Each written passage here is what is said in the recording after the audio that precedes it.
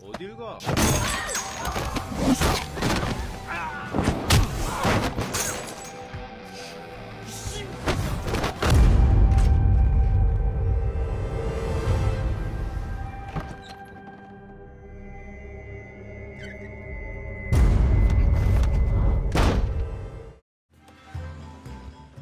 Di awal film pada tahun 2008 di sebuah kota yang ada di Vietnam, kita diperkenalkan dengan seorang pembisnis muda dari Korea yang bernama Choi Yong Ki. Di sini Choi ditemani dengan seorang pria yang bernama Jong Hoon. Tidak lama kemudian datanglah sebuah mobil yang tak lain itu adalah orang yang akan bekerja sama dengan Choi. Orang tersebut bernama Kang Hae Sang.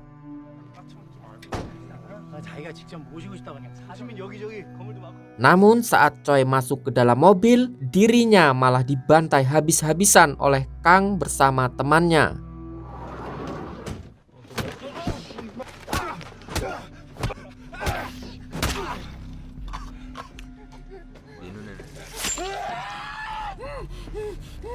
Ternyata Kang adalah seorang kriminal kelas kakap dari Korea yang kabur ke Vietnam, yang dimana dia sudah mengatur semuanya agar bisa memeras uang yang dimiliki oleh Choi.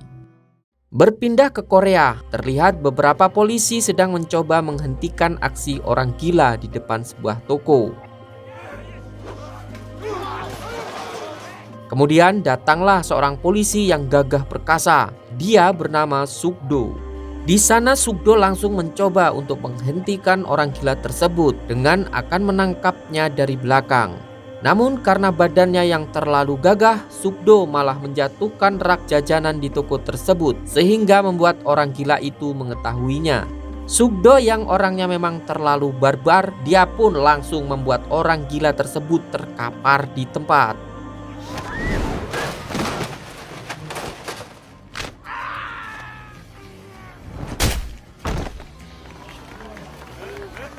Namun karena terkesan selalu brutal, Suk-do pun harus masuk koran dan dia dicap sebagai polisi penindas karena telah membuat orang gila itu dirawat di rumah sakit. Kemudian datanglah seorang yang merupakan pimpinan mereka. Dia bernama Kapten John. Kapten John memerintahkan Suk-do untuk segera pergi ke Vietnam karena ada seorang kriminal yang bernama Jong Hoon tiba-tiba menyerahkan dirinya ke pihak kepolisian di sana. Kapten John yang ingin jalan-jalan, dia juga akan ikut Suk-do ke Vietnam. Keesokan harinya mereka berdua akhirnya sampai di bandara Vietnam. Namun sialnya karena tidak bisa bahasa Vietnam, mereka berdua pun harus digeledah dan ditahan di sana. Beberapa saat kemudian akhirnya mereka berdua pun bisa bebas karena dijemput oleh seorang konsulat polisi Korea yang berada di Vietnam. Dia bernama Tuan Park.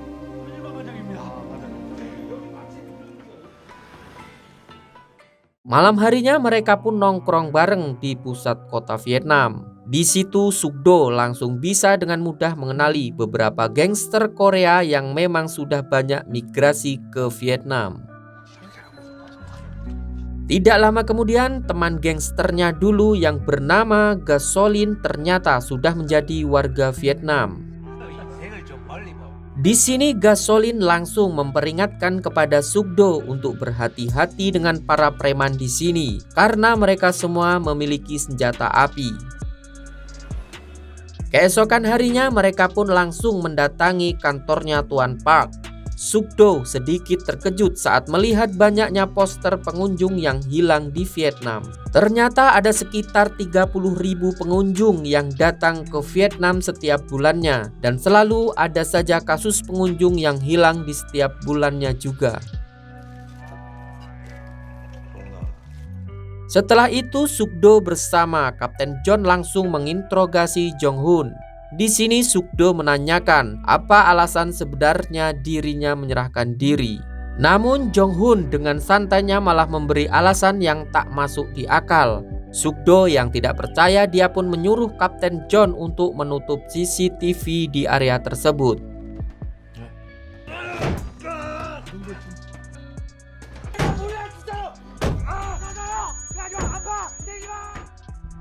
Akhirnya Jong Hun pun memberitahu alasan yang sebenarnya. Ternyata dia menyerahkan diri karena dirinya akan dibunuh oleh rekannya yang bernama Jang Do. Setelah berhasil mendapatkan alamat tempat tinggal Jang Do, mereka pun langsung mendatanginya. Sesampainya di sana, Suk-do dan Kapten John sangatlah terkejut dikarenakan Jang Do telah terbunuh. Hal tersebut membuat mereka semakin bingung dengan situasi di sini. Kemudian mereka kembali mendatangi Jong Hun untuk menanyakan apa yang sebenarnya terjadi. Jong Hun pun menceritakan bahwa dia telah bekerja sama dengan seseorang bernama Kang Haesang. Ketika di penculikan itu, Choi sempat kabur keluar dari mobil. Namun karena tempatnya yang semak belukar, Choi pun akhirnya kembali tertangkap. Tetapi tiba-tiba Kang Haesang membunuhnya. Di situ rekannya yang tidak terima dengan terbunuhnya Choi berakhir dengan nasib yang sama. Karena Jang Do dan dirinya tidak melawan, mereka pun masih diberi kesempatan hidup dan disuruh mengubur dua mayat itu di suatu tempat. Tidak hanya itu, dengan wajah santainya Kang Haesang memotong tangan mayat Choi, kemudian memfotonya untuk meminta tebusan. Maka dari itu Jong Hun menyerahkan diri karena dia merasa sedang diincar oleh para anak buah Kang. Di situ Suk-do pun meminta alamat kepada Jong Hun tempat mayat Choi dikubur. Setelah mendengar semuanya, Suk-do pun memerintahkan tim yang ada di Korea untuk mencari tahu catatan kriminal yang dilakukan oleh Kang. Kemudian mereka bertiga mendatangi tempat kedua mayat itu dikubur.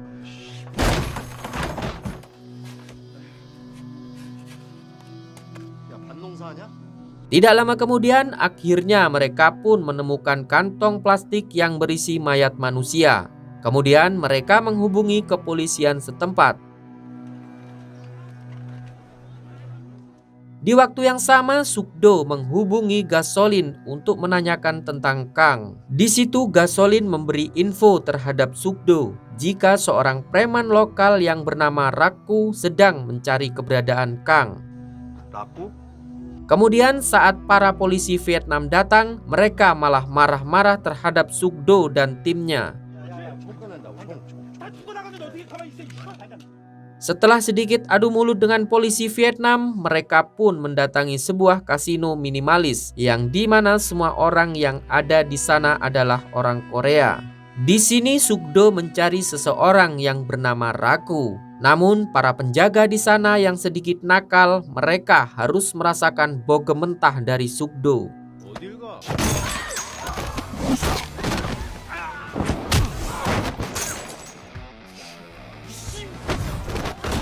Tidak lama kemudian Raku pun keluar dari sana. Namun dia malah menodongkan pistol ke arah Suk-do. 강혜상이 왜 찾았어? Setelah mendapatkan info tempat tinggal Kang, mereka pun menuju tempat tersebut.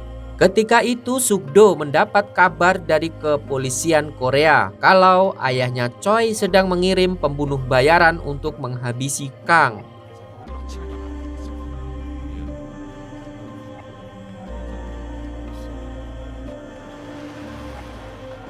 Di sisi lain, Kang bersama rekannya yang bernama Dakrem telah tiba di rumahnya. Di situ mereka dikejutkan dengan sebuah puntung rokok yang masih menyala di sana. Benar saja, ternyata Kang telah ditunggu oleh sekelompok pembunuh bayaran di rumahnya.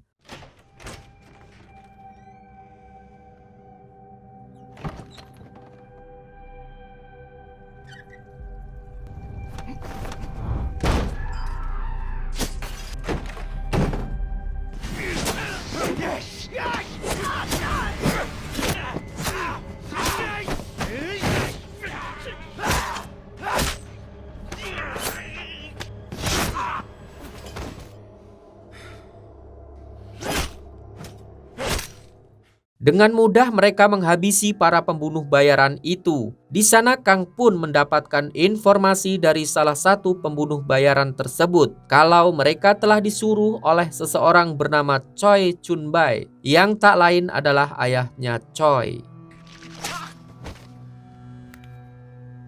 Setelah itu Kang pun menelpon ayah Choi dan mengatakan kalau uang yang dia dapatkan dari anaknya saat itu tidak dipulangkan, maka dia akan mendatangi ayah Choi ke Korea. Sementara itu Sukdo bersama Kapten John telah tiba di kediaman Kang. Di sana mereka dikagetkan karena adanya banyak mayat yang bergeletakan. Tidak lama kemudian, tiba-tiba saja Kang mencoba untuk membunuh Kapten John.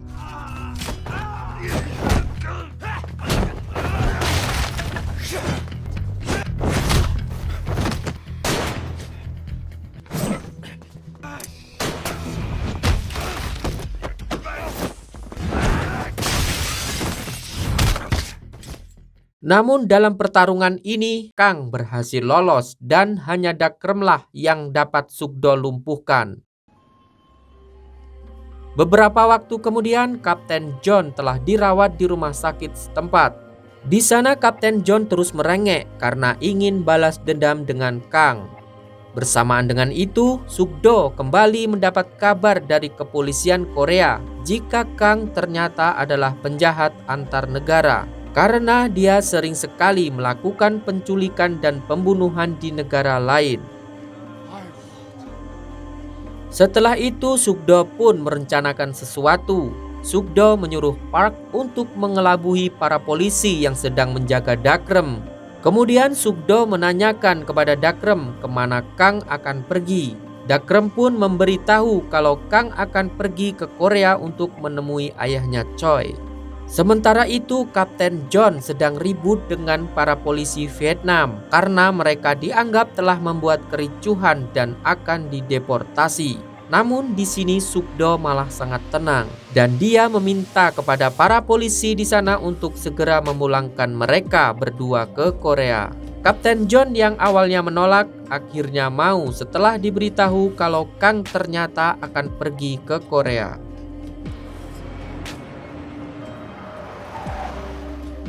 Sesampainya di Korea, Sukdo bersama rekannya yang bernama Dongjun, mereka pun mendatangi kawan lamanya yaitu Jang. Karena menurutnya Jang mengetahui tentang kapal-kapal ilegal yang keluar masuk Korea. Namun karena Jang terus-terusan mungkir, dia pun harus diremas bijinya oleh Sukdo.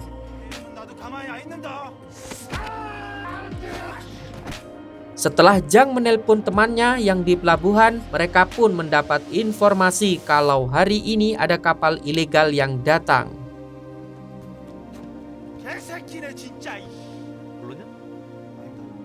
Kemudian Sukdo bersama rekannya menyelidiki CCTV yang ada di pelabuhan tersebut. Di situ mereka melihat Kang yang telah berhasil mencuri salah satu mobil yang sedang terparkir di sana. Keesokan harinya, Sukdo bersama Kapten John sedang dimarahi oleh Komandan Jung. Komandan Jung marah karena mereka berdua membuat masalah di negara lain. Di situ Komandan Jung juga memberitahu kalau kasus ini telah diserahkan ke Departemen Luar Negeri. Kemudian Kapten John menjelaskan kalau para gangster pembunuh bayaran sedang ditugaskan untuk mencari Kang yang telah tiba di Korea. Karena salah satu orang terkaya di Korea sedang ingin balas dendam akan kematian anaknya yang dibunuh di Vietnam. Dan jika bukan mereka yang menangani kasus ini, maka akan terjadi pertumpahan darah di pusat kota Korea. Mendengar hal tersebut, Komandan Jung memberi waktu 1 minggu kepada mereka agar segera menyelesaikan kasus ini.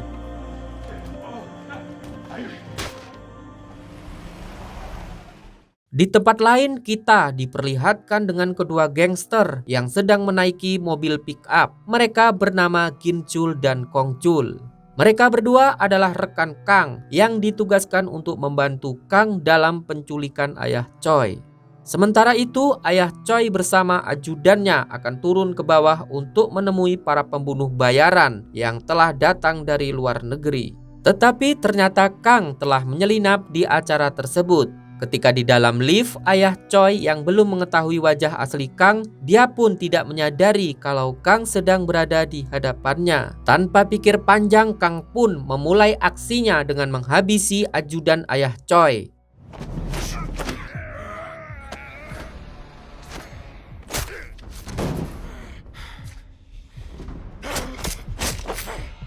Di sisi lain, duo Chul yang mengetahui keberadaan para pembunuh bayaran suruhan ayah Choi. Di sana mereka berdua pun dengan mudah menghabisi para pembunuh bayaran itu.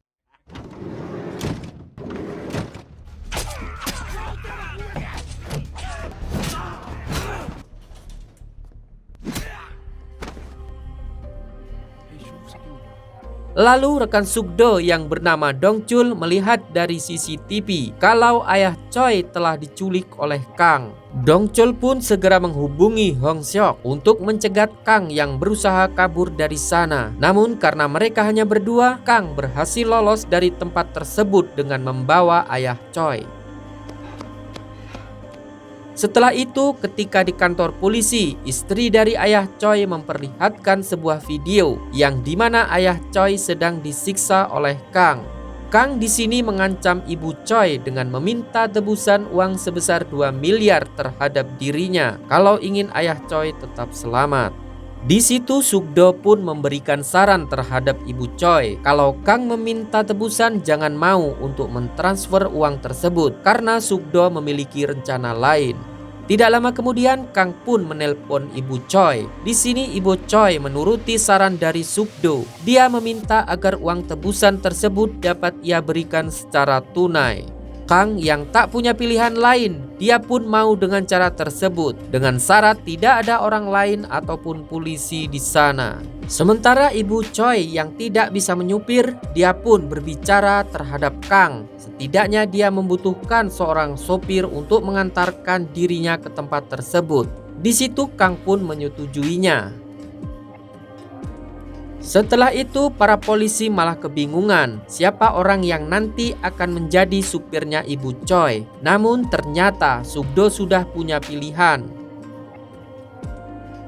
Di tempat lain, Jang sedang kedatangan 2 pasien wanita. Di sana dia sedang membicarakan soal pernikahan palsu terhadap para wanita itu. Dan ketika Jang akan memanggil calon prianya, yang datang malah Sukdo yang langsung marah-marah ketika Jang tidak mengangkat teleponnya.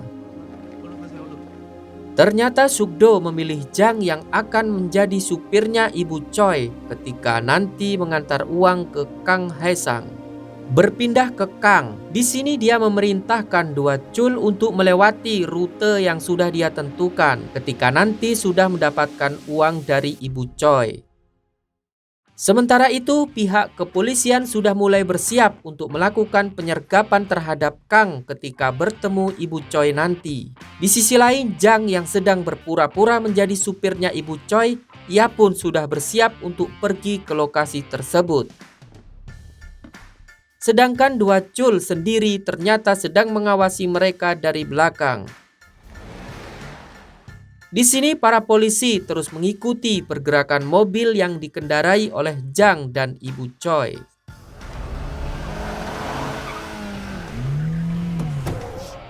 Sementara itu, Dong Jun mendatangi sebuah pabrik kosong yang mereka perkirakan adalah tempat ayah Choi disandra. Ketika di lampu merah, Hong Suk memberikan info jika Kang Hae-sang tidak berada di mobil itu, yang ada hanya dua Chul.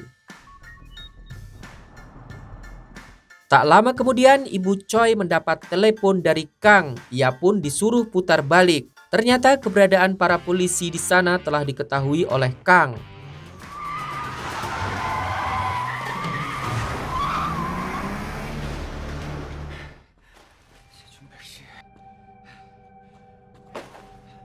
Di sisi lain, Dong Jun sendiri telah menemukan keberadaan ayah Choi. Namun di sana ia malah harus terkena tikam oleh Kang.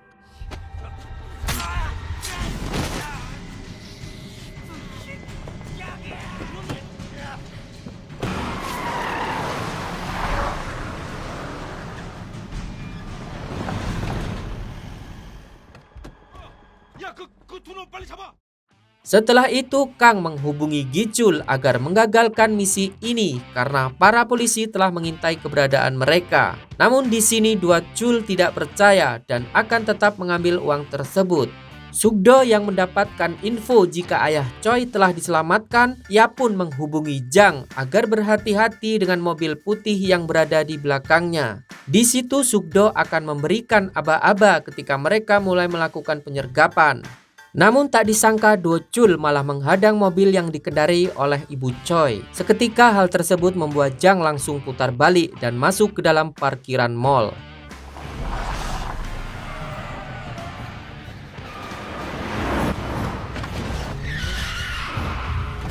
Dan ketika di dalam, perjalanan dua Chul terhambat karena mereka menabrak mobil yang akan keluar. Melihat hal itu, Jang menyuruh Ibu Choi untuk segera masuk ke dalam mall. Sedangkan Jang sendiri malah kembali mengendarai mobil tersebut.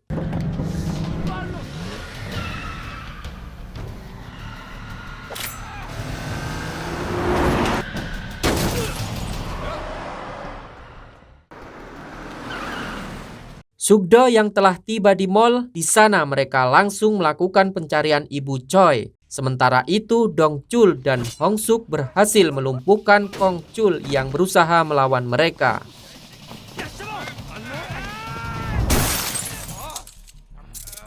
Tetapi ternyata Gichul masih terus mengikuti Ibu Choi yang berada di dalam mall.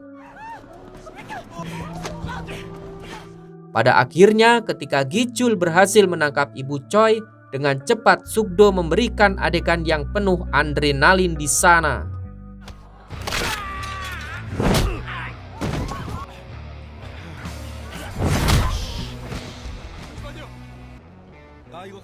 Kembali ke Jang yang akan membawa uang tersebut entah kemana. Ketika di jalan tak disangka Kang melihatnya dan langsung menabrak mobil yang dikendarai oleh Jang.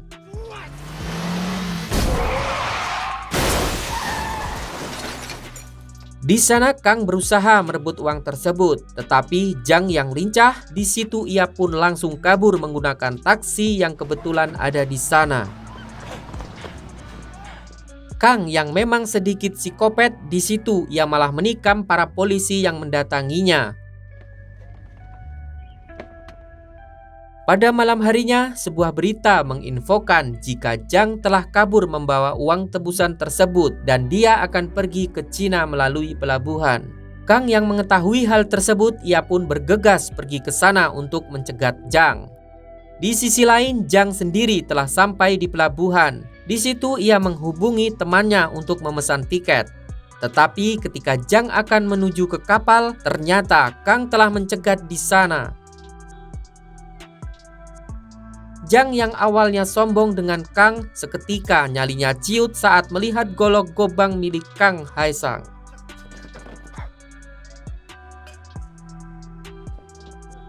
Pada akhirnya Kang pun berhasil membawa uang tersebut. Tetapi ternyata secara diam-diam Jang masih mengikutinya dan menginfokan hal ini ke Sukdo.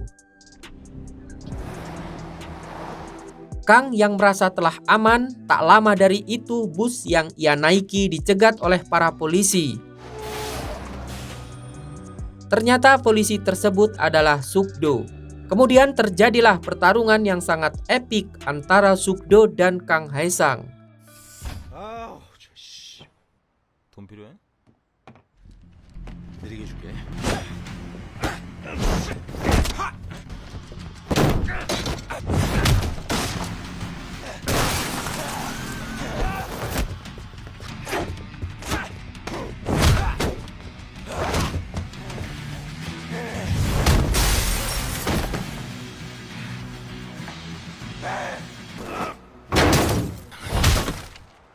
Tak lama dari itu, pihak kepolisian pun datang untuk membawa Kang.